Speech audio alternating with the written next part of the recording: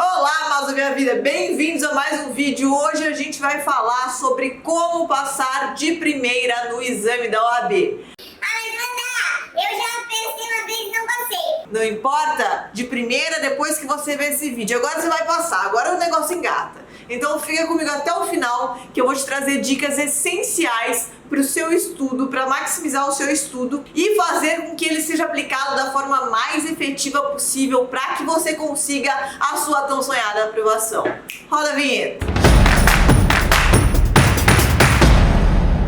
Primeiro fato. A prova da OAB, ela tem uma vantagem muito grande sobre provas de qualquer outro concurso que você preste na sua vida. Porque na prova da OAB, você não está competindo com ninguém mais além de você mesmo.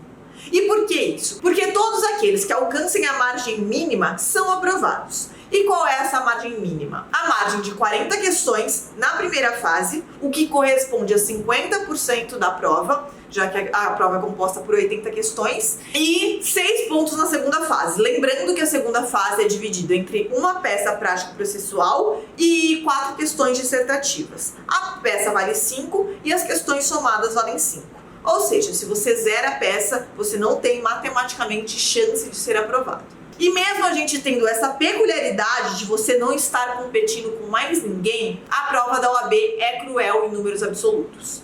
A gente tem, olhando os exames passados, que mais de 75% dos alunos que fazem a prova são reprovados. Essa margem é gigantesca e eu não quero que você faça parte desses números, meu amado dourado. Por isso eu vou te dar dicas aqui nesse vídeo para que você consiga maximizar os seus estudos, mesmo que você tiver pouco tempo para estudar, mesmo que você não souber muito bem como se organizar. Eu vou te falar tudo o que você precisa saber para estruturar seus estudos da melhor forma possível. Vamos lá? Se você já é meu aluno ou se você já me segue no Instagram, você provavelmente está cansado de ouvir eu falar que você não precisa estudar 17 matérias. Mas eu bato sempre nessa tecla porque é uma crença limitante que a grande maioria dos estudantes tem. Porque parece óbvio para os estudantes de direito que quanto mais matérias eles estudem entre as 17, maior a chance de ser aprovado. Mas isso é fake news, minha gente. O quê? Isso é fake news? Eu sei que pode parecer contraintuitivo, mas eu vou te mostrar aqui por que você não pode focar nas 17 matérias. Ou melhor, porque você não deveria focar nas 17 matérias se você quer ver ampliada significativamente a sua chance de aprovação na primeira fase. Bom, pensa assim. Você tem uma barrinha de energia e essa barrinha de energia corresponde ao seu tempo que você tem livre para estudar, ao espaço que você tem no seu cérebro para reter informações estudadas, a sua energia e disposição para dedicar aos estudos. Agora imagina que você tenha que dividir essa barrinha de energia em 17 matérias. O que vai acabar acontecendo? Você vai estudar cada uma dessas 17 matérias mais ou menos, certamente não vai conseguir zerar os temas dessas 17 matérias e aí você vai ter que torcer e vai ter que usar da sorte para cair na sua prova da OAB exatamente o que você estudou nessas 17 matérias. Quer dizer, se você não souber rezar bem e pedir para o santo protetor das provas para que caia no seu exame exatamente aquele trechinho que você estudou de cada uma das 17 matérias, provavelmente vai cair coisa na sua prova que você nunca viu na vida, você vai entrar em desespero, vai te dar um curto e você não vai saber o que fazer.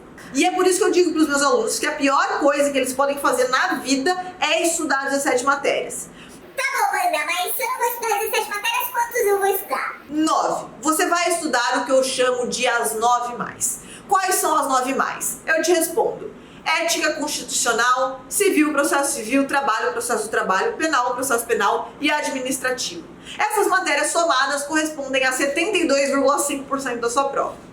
Como você lembra que eu disse no começo do vídeo, você precisa de 50% para ser aprovado. Ou seja, estudando bem essas matérias, você já estaria super garantido para fazer uma boa prova.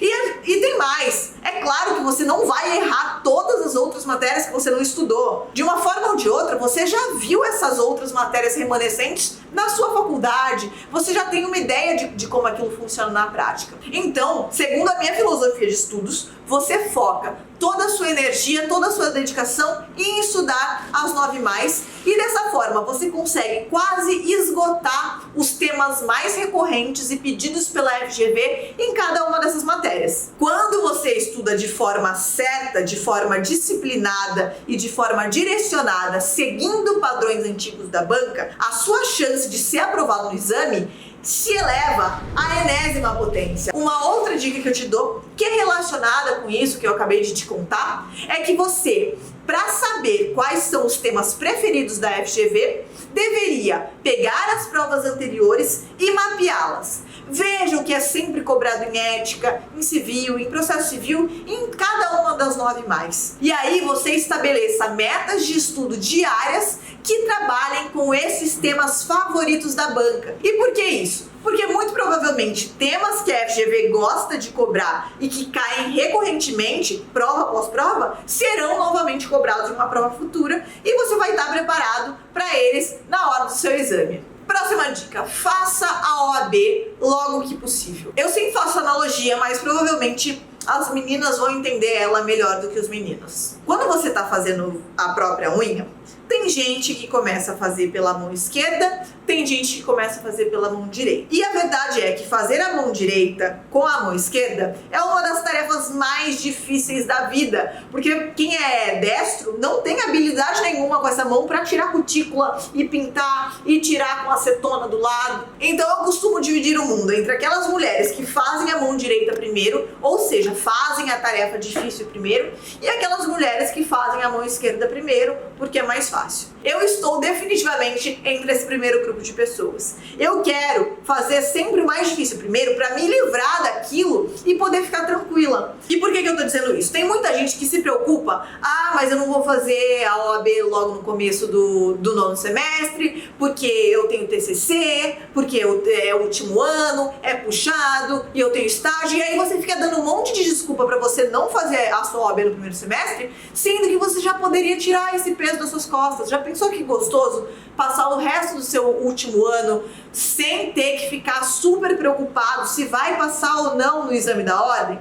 Então, se eu pudesse te dar uma dica, seria fazer logo que possível para tirar esse peso das suas costas. Tirando esse peso das suas costas, você consegue ter tempo livre para fazer o seu TCC tranquilamente, você consegue fazer suas atividades extracurriculares e não fica mais preocupado com esse peso que é para todo estudante de direito, que é a temida OAB.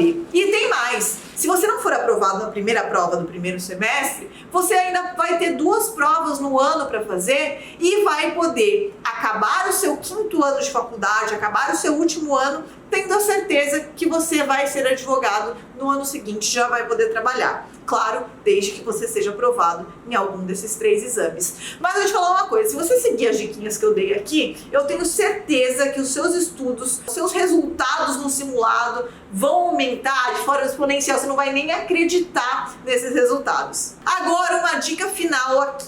Tá bom, Amanda, eu entendi que não tem que estudar as 17 matérias, tem que estudar as 9 mais, tem que fazer o exame no começo do ano, tem que focar nos temas, e eu vou saber os temas mapeando provas antigas da FGV. Isso tudo eu entendi. Agora, como que eu estudo? Pois bem, você vai estudar com lei seca e resolução de questões anteriores. Por que isso? Vou te dar um exemplo. Você já conversou com alguém que tenha lido Game of Thrones? Bom, eu li Game of Thrones 2, 3 vezes cada livro. Alguns 3, alguns 2. Então, eu conheço um monte de personagens que quem viu só a série não conhece.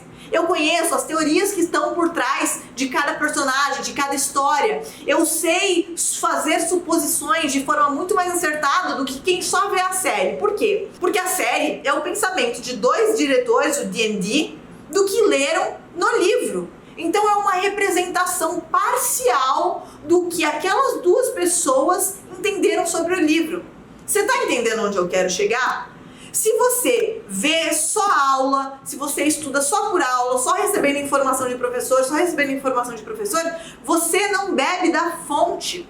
Você precisa estudar na fonte. Por quê? Nesse meu exemplo, é claro que eu que li 2, 3 vezes, conheço mais sobre Game of Thrones que quem só viu a série. Então a analogia funciona da seguinte forma: quem leu o texto da lei várias e várias vezes tende a saber muito mais sobre a matéria do que quem só ficou assistindo videoaula em um estudo passivo. Você para e ouve o professor te mandar a matéria. E é claro que eu adoro videoaula para um monte de outras situações, para quando você precisa realmente aprender a matéria, se aprofundar, saber tudo que está relacionado, todas as novidades legislativas.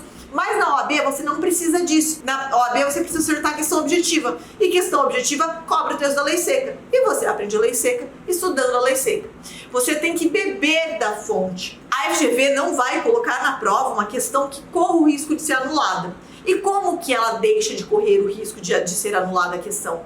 Ela pega o texto da lei. Quando se pega o texto da lei, é muito menor a chance daquilo lá estar errado.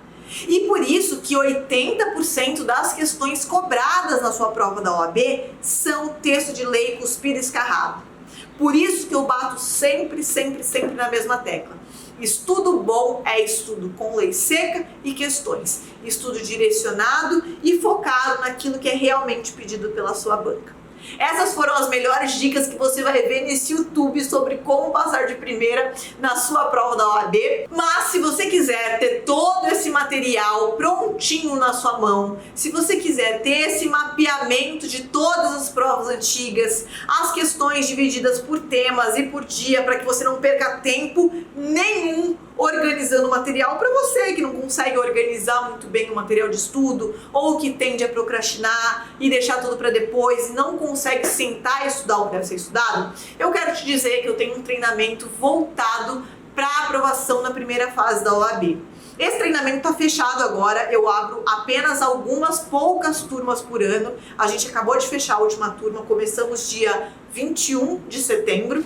Só que esporadicamente eu abro novas turmas. E se você está interessado nisso, quer deixar o seu contato para que você possa ser avisado quando eu for abrir uma outra turma, eu vou deixar um link aqui embaixo para você se inscrever na lista de espera do Missão OAB. Por fim, se você gostou desse vídeo, se você está se preparando para a OAB ou conhece alguém que esteja se preparando para a OAB, já dá um curtir nesse vídeo para que ele seja distribuído para a maior quantidade de pessoas possível. Compartilha com um colega seu que também está se preparando para a prova e deixa um comentário aqui, eu quero saber se você gostou e se você já usava esse método ou um método parecido ou se vai começar a usar depois do vídeo. Então é isso, meus amados. Até a próxima!